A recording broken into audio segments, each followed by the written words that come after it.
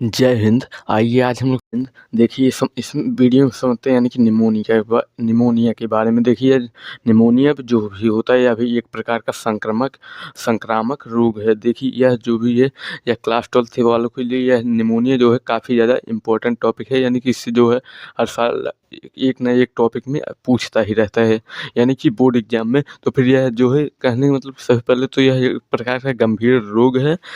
इस रोग में यानी कि होता क्या है बेसिकली, यानी कि हमारे जो फेफड़े होते हैं यानी कि जो लंग्स होते हैं जिनमें ऑक्सीजन ऑक्सी O2 और CO2 का यानी कि आदान-प्रदान होता रहता है, कार्बन डाइऑक्साइड और ऑक्सीजन का। यानी कि जो ऑक्सीजन को हम लेते हैं, कार्बन डाइऑक्साइड को हम छोड़ते हैं। तो फिर यानी कि इन दोनों का आदान-प्रदान चलता रहता है। तो फिर यह हो जाता है। लेकिन अगर हम बात करें इसमें बैक्टीरिया या फिर वायरस, फंगस अगर ना घुस भी जाए, कभी-कभार आप लोगों ने देखा भी होगा यानी कि जब आप लोगों को नाक में जो भी कभी भी प्रॉब्लम होती है यानी कि उसको जब निकालते भी होंगे उसमें भी देखे होंगे कि छोटे-छोटे क्या होते हैं, फंगस होते हैं। यानी कि कभी-कभार हमारे यानी कि यहाँ नाक के अगल-बगल में भी लगे रहते हैं, यानी कि बहुत छोटे-छोटे व्हाइट-व्हाइट रहते हैं, यानी कि वह क्या होते हैं, फंगस होते हैं। यानी कि एक तरह से कह सकते हैं कि कवक, मशरूम होते हैं। तो फिर यही होता है, कहने का मतलब कि इसी के ही कारण जो निमोनिया होता है वह एक प्रकार कहने का मतलब कि यह भी गंभीर रोग कह सकते हैं। तो फिर इसमें सबसे पहले आ जाता है कहने का मतलब कि इसके अगर हम लक्षण की बात भी करें तो फिर इसमें जो भी होगा, अगर हम निमोनिया पहली बार किसी को भी होगा तो फिर उसमें क्या होगा, उच्च बुखार करने मतलब कि उसका यानी कि जो शरीर का टेम्परेचर होगा या तो वह काफ़ी ज़्यादा तक हाई भी हो सकता है या फिर काफ़ी ज़्यादा तक लो भी हो सकता है। क्या होगा कि हाई हुआ तो फिर उसका शरीर जो भी होगा वह काफ़ी ज़्यादा गर्म है, कहने का मतलब कि जलेगा। अगर हाँ लो हुआ तो फिर उसको क्या होगा कि ठंड लगने लगेगी, चाहे वह गर्मी का महीना भी क्यों ना रहे, यानी कि उसमें भी क्या होगा, हल्का-हल्का उसको ठंड लगने लगती है। तो फिर यह हो जाता है, कहने का मतलब सूखी खाँसी ठीक वही हाल है, कहने का मतलब कि यहाँ नाक के अगल-बगल में यानी कि जो फंगस जम जाते हैं, वही हाल होता है। कहने का मतलब कि वह जो है सूखी खाँसी यानी कि इसमें कभी-कभार बलगम वगैरह भी आ जाता है। तो फिर यह हो जाता है, कहने का मतलब साँस लेने में कठिनाई, नाक वगैरह को क्या करते हैं, जाम कर देते हैं। एक तरह से कहने का मतलब कि यह सब पूरा लेकर कि जाम भी किए रहते हैं। यह जो होता है यानी कि 1 हफ्ते तक ही रहता है। उसके बाद क्या होता है यानी कि गले वगैरह में खराश वगैरह बना भी रहता है। 1 हफ्ते बाद फिर क्या है यानी कि चेंज भी हो जाता है। या भी जो होता है यानी कि मौसम के भी कारण होता है। यानी कि साँस लेने में कठिनाई जो भी होता है, यानी कि जब साँस लेते हैं दर्द भी करता रहता है, यानी कि तब क्या करते हैं उस हालत में, यानी कि हमको मुँह से साँस लेना भी पड़ता है।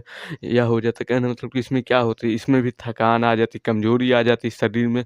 और इसमें सिर दर्द, भ्रम वगैरह, हेलुसिनेशन करने मतलब कि कुछ ना कुछ दिमाग में उल्टा-सीधा आता रहता है। तो फिर यह हो जाता है, कहने का मतलब निमोनिया के कारण। अब समझते हैं यानी कि इसके कारण बेसिकली यानी कि या जो है किस बैक्टीरिया के, किस वायरस के कारण कैसे कैसे अपने शरीर पर यानी कि प्रभाव डालता है। तो फिर सबसे पहले आ जाता है बात करते हैं यानी कि बैक्टीरिया। इसमें क्या होता है यानी कि क्या था, यानी कि बात भी कर रहे थे या इस बैक्टीरिया के बारे में, यानी कि इसमें क्या था कि इस स्ट्रोपोटो यानी कि कहने में पोटो है, यानी कि कोसिस नाम का एक तो बैक्टीरिया होता है, या जो होता है यानी कि हमारे नाक वगैरह के आसपास में रहता है। यानी कि या इससे क्या होता है, सांस लेने में कठिनाई वगैरह बनी भी रहती है। तो फिर यह हो जाता है, कहने मतलब कि यह हो जाता है बैक्टीरिया के कारण। अब बात करते हैं वायरस के कारण। यानी कि यह जो होता है वायरस, इस वायरस का जो भी नाम होता है वह होता है इन्फ्लुएंजा। देखिए इन्फ्लुएंजा वायरस जो भी होते हैं, या भी कहने का मतलब कि इसमें काफ़ी ज़्यादा इम्पोर्टेंट तो है नहीं, यानी कि इसमें क्या है कि काफ़ी कहीं-कहीं पर भी यह अपना असर दिखाता रहता है। यह भी क्यों? क्योंकि यह भी एक प्रकार का वायरस है। तो फिर यह हो जाता है, कहने मतलब कि बात करते हैं फंगस। यानी कि यह जो फंगस होता है, यह होता है कहने मतलब कि यह भी छोटे-छोटे होते हैं, यानी कि नाक के अगल-बगल में चिपके रहते हैं, यानी कि कभी-कभार जो भी होते हैं।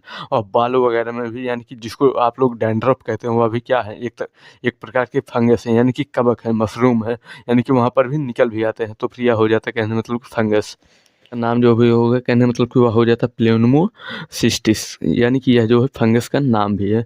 तो फिर यह हो जाता है, कहने मतलब कि अभी इसमें समझते हैं यानी कि पर्यावरणीय कारक क्या होता है इसमें जो भी होता है, कहने मतलब कि वायु प्रदूषण आ जाता है, धूम्रपान, कहने मतलब जो लोग सिगरेट वगैरह पीते रहते हैं, यानी कि उनको भी तो अक्सर प्रॉब्लम होता रहता है, यानी कि निमोनिया का। अब समझते हैं यानी कि इसका उपचार, यानी कि इसका निदान क्या है।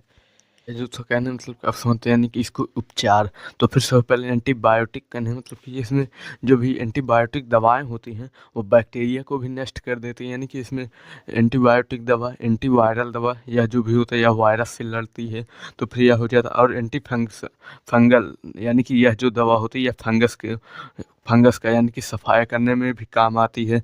और यह जो भी होता है कहने मतलब कि यह जो भी दवाएँ हैं या बिना डॉक्टर की सलाह के नहीं लेनी चाहिए। तो फिर क्या हो जाता है कहने मतलब ऑक्सीजन थेरेपी देखिए, ऑक्सीजन थेरेपी जो भी होता है, यह तब कहने मतलब कि तब उपयोग किया जाता है जब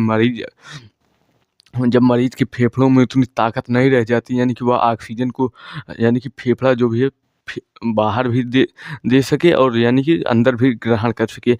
इसमें यानी कि ऑक्सीजन थेरेपी में होता क्या है, डॉक्टर क्या करता है, एक ठो पाइप के द्वारा यानी कि फेफड़ों को तक यानी कि नली के द्वारा जोड़ भी देता है। उसमें क्या होता है यानी कि वहाँ पर एक ठो मशीन द्वारा जो भी होता है, वह क्या करता है यानी कि ऑक्सीजन को ले जाता है और वहाँ से यानी कि कार्बन डाइऑक्साइड को ले भी आता है। तो फिर इसमें क्या होता है यानी कि तब वहाँ पर क्या होता है यानी कि यह जो भी हो तो वहाँ पर वेंटिलेटर पर चढ़ाया भी जाता है, आईसीयू वेंटिलेटर पर यह हो जाता है। और इसमें यानी कि क्या होता है, आराम और तरल पदार्थों का सेवन भी करना चाहिए, तो फिर यह हो जाता है निमोनिया। अब इसके आगे समझते हैं यानी कि इसके रोकने के उपाय यानी कि रोकथाम। तो कहने का मतलब कि इसमें सबसे पहले आ जाता है टीकाकरण। देखिए जो वायरस और बैक्टीरिया होते हैं, इनका एक ठो टीका कहने मतलब कि एक ठो वैक्सीन आती है, वो हमको लगवा भी लेनी चाहिए। इससे क्या होता है निमोनिया को रोकने में काफ़ी ज़्यादा हेल्प मिलता है। और स्वच्छता कहने मतलब कि हाथों को जो है नियमित रूप से भी धोना चाहिए और साफ सफाई का थोड़ा विशेष ध्यान रखना चाहिए, तो फिर यह हो जाता है। और सामाजिक दूरियाँ कहने मतलब कि यह जो होती है, जिस व्यक्ति को हुआ है उससे जो है सामाजिक कहने मतलब कि दूरियाँ काफ़ी ज़्यादा बना करके भी रखनी चाहिए। और जिस व्यक्ति को हुआ है उसको यानी कि सलाह भी देना चाहिए कि मास्क पहन ले, यानी कि इससे क्या होगा कि दूसरों को ना हो। यानी कि इसमें क्या होगा कि अगर वह जैसे कि खांसेगा तो फिर उससे यानी कि वायरस जो भी होंगे, बैक्टीरिया जो भी होंगे, फंगस जो होगा, वह निकल कर के यानी कि वायुमंडल में जाएगा। उससे क्या होगा यानी कि अगल बगल में जो लोग रहेंगे उनको भी यानी कि यह संक्रमण रोग यानी कि निमोनिया हो भी सकता है। और यानी कि धूम्रपान करने मतलब कि जो यह गुटखा होता है यानी कि सिगरेट वगैरह, इन सब से बच कर के रहना चाहिए। और वायु प्रदूषण कहने मतलब कि कम होना, यानी कि इसमें क्या है कि कम होना भी चाहिए, तभी क्या है इस निमोनिया को रोका भी जा सकता है। फिलहाल लेकिन अब काफ़ी ज़्यादा तक रोका भी गया है, ऐसी बात नहीं है कि नहीं रुका है। तो फिर यह जो निमोनिया वाला टॉपिक था यह समाप्त हो चुका है। मिलते हैं नेक्स्ट वीडियो में। जय हिंद, जय भारत।